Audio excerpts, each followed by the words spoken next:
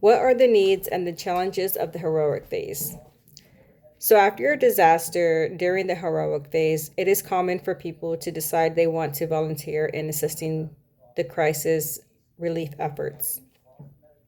The problem arises when people who have not been properly trained or have been taught proper protocols and procedures can decide they want to volunteer solely based off of ego,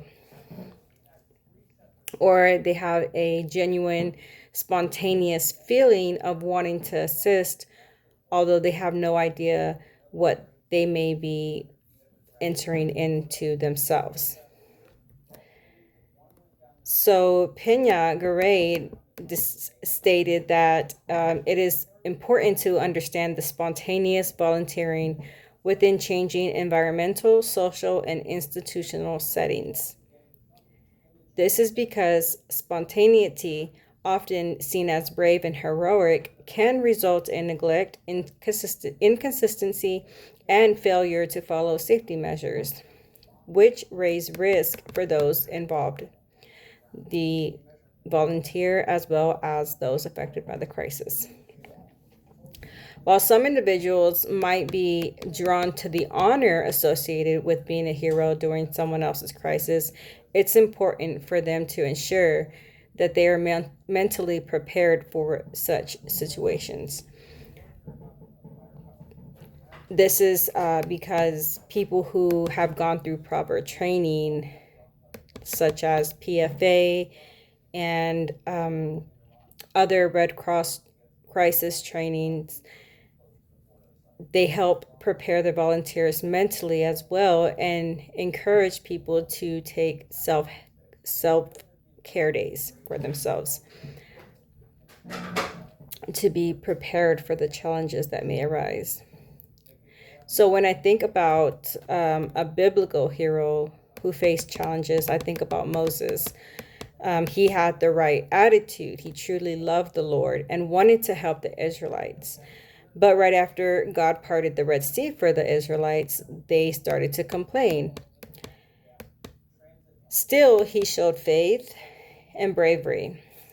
I can only imagine that being one person, he must have felt all the emotions that we do: exhaustion, anger, sadness, also, even some being feeling unsure of the outcome. Yet, because his heroism stemmed from genuine reverence for God rather than ego, he was able to act as a mediator between the Israelites and God. When someone can adopt that kind of mindset, it makes facing challenges a lot easier. The honeymoon phase can include a crash point. Decide who, when, and why this may occur. So during the honeymoon phase, a person might feel a sense of happiness and fulfillment as they look around at all the people they have assisted.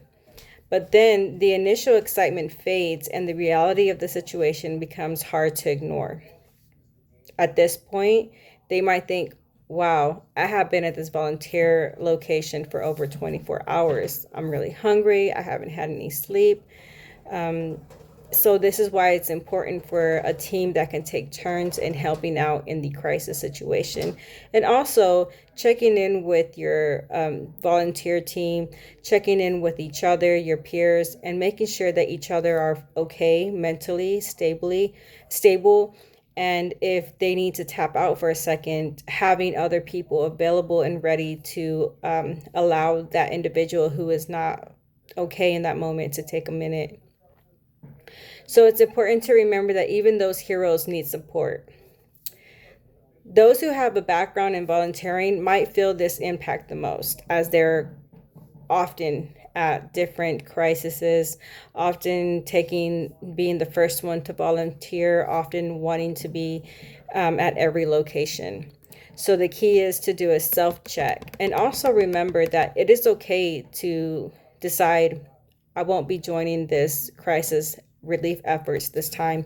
I need to sit this one out. It doesn't make the person not helpful or useful. Although there are instances where people have that natural urge to want to help. So during the disillusionment phase, fear, anger, and hopelessness can set in. What type of clinical conditions may develop from these circumstances, and what type of treatment is best to overcome them? So the disillusionment phase is when negative feelings can start to creep in. Feelings of fear, anger, and hopelessness. This comes after the honeymoon phase, where the community has now been assisted. Many individuals are not suffering as much, but there are those that are suffering silently and have not received any further assistance. So this phase typically kicks in months or even years after the crisis or the disaster has occurred. So during this time, it's important for the community to continue to reach out. This is where often the churches will reach out, the community partnerships will reach out, such as Baker Ripley's, the Red Cross, different outreaches will continue their relief efforts by having resources on via social media, emails, if they still have that person's contact information.